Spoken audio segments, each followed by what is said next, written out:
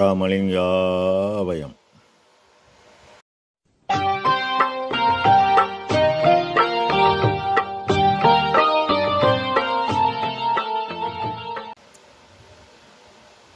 அருட்பெரும் ஜோதி அருட்பெரும் ஜோதி தனிப்பெரும் கருணை அருட்பெரும் ஜோதி.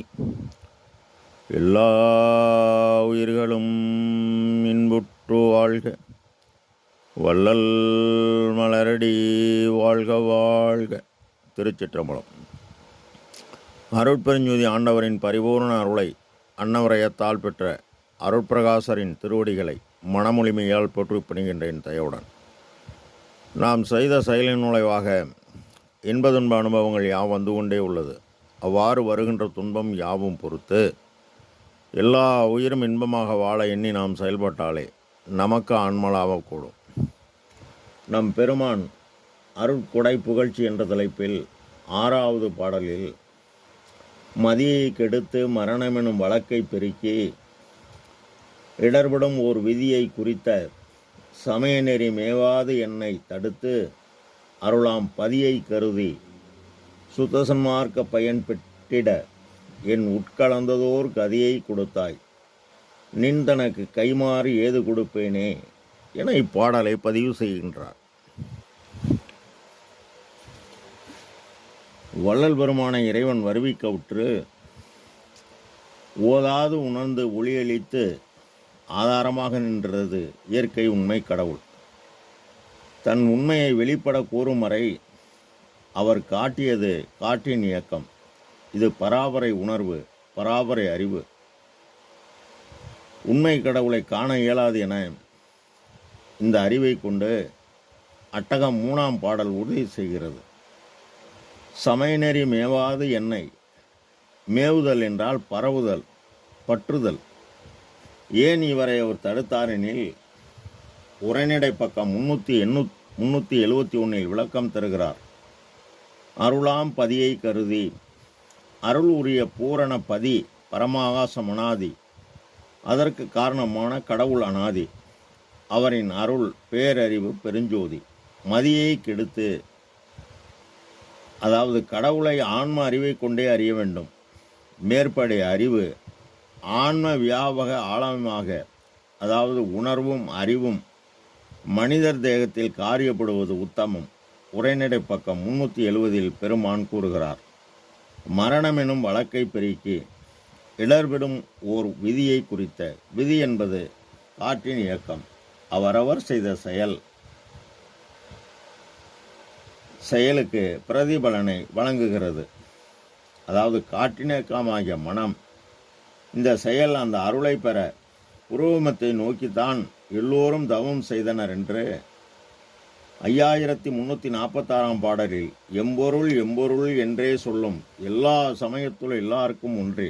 அவர்கள் ஒன்றான இறைவனை, இரண்டான அவன் சக்தியை உண்டு, மூன்றான நிலையில் பிரம்மா விஷ்ணு ருத்ரன் என, நான்கான நிலையில் 4 வேதம் பயின்று, 5ஆன பஞ்சபூதம் தன் உடலாலயத்தில் வென்று, 6 ஆதாரம் கடந்து, 7வது நிராதார நிலையில் 8ஆம் நிலையில் உள்ள பரம்பொருளை எட்டி உணர்ந்தனர்.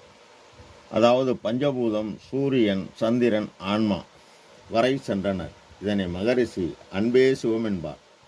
இந்த உடலாலயத்தில் இறைவன் இருப்பிடமாகிய புருவமத்தியில் அன்பு வைத்து காதலாகி கசிந்து கண்ணீர் மல்கி பெற்ற நிலை பதநிலை, அதாவது சாமீப, சாரூப, சாலோக, சாயுச்ச நிலையும் மற்றும் முத்திநிலை சித்திநிலை.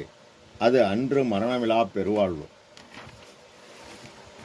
ஆனால் இன்று இதையும் கடந்து பராபரை வெளி, பெருவெளி, பெரும் சுகவெளி, இதனை அகவலில் 568, 570வது வரிகளில் பறைசாற்றுகிறார் நம் பெருமான். மேலும் இப்போது முத்தி சித்தியை கடந்த ஞானமை சித்தி நிலை. இந்த நிலையை இயற்கை உண்மை கடவுளாகிய அருட்பெருஞ்சோதியால் மட்டுமே வழங்க இயலும். மற்ற இறைவரால் வழங்க இயலாது என சாவதென்றும் பிறப்பதென்றும் சாற்றுகின்ற பெரும் பாவம் தன்னை எண்ணி நோவதொன்று புதிதல்ல என்றும் உள்ளதால் இந்த நோவை நீக்கி மண்டிடை நடிப்போய் நின்னாலே ஆகும் மற்ற இறைவரால் ஆவது ஒன்றில்லை என உறுதி செய்கிறார்.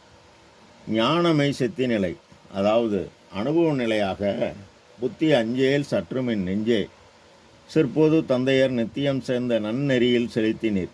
நீ இனி நன் முத்தியம் ஞானமை சித்தும் பெற்று முயங்கிடுவாய். சத்தியம் இந்திரிய ஒளி, சத்தியம் மன ஒளி, சத்தியம் ஜீவ ஒளி, சத்தியம் ஆன்ம ஒளி. இந்த ஆன்ம ஒளியுடன் அருள் ஒளி கூட வேண்டும். சத்தியமே என 5 சத்தியம் கூறுகிறார் இப்பாடலில்.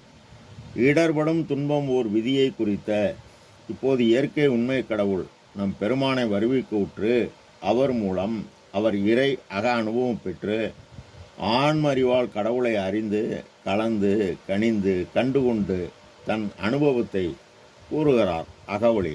எனைத்தும் துன்பிலா இயலளித்து எண்ணிய அனைத்தும் தரும் சபை அருட்பெருஞ்சோதி என்கின்றார்.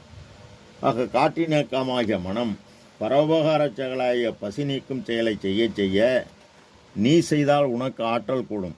இந்த ஆற்றலை உபகாரத்தால் பெற்றதால் உபகார சக்தி ஆன்ம அறிவுடன் கூட்டும். இது உலகறிவு கடந்த அருளறிவு. அருளறிவு ஒன்றே அறிவு, மற்றெல்லாம் மருளறிவு என வகுத்தமை சிவமே.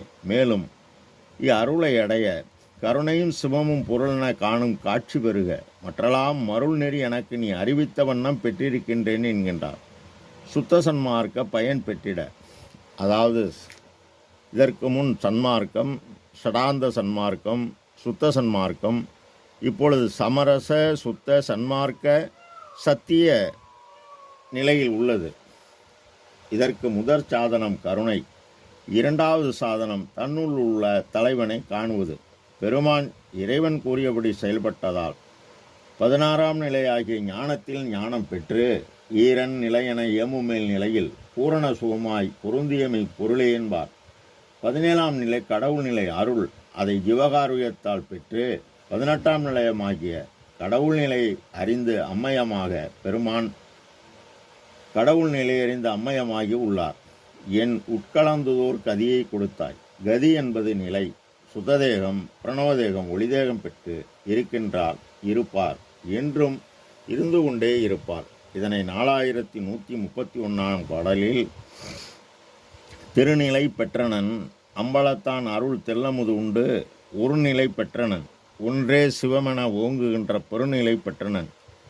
சுத்த சன்மார்க்கம் பிடித்து நின்றேன். இருநிலை முன்னிலை எல்லா நிலையும் எனக்குள்ளவே என்று பதிவு செய்கின்றார். அவ்வாறு நீ எல்லாம் வழங்கிய உனக்கு நான் என்ன கைமாறு கொடுக்க இயலும் என நம் பெருமான் வருந்துகின்றார்.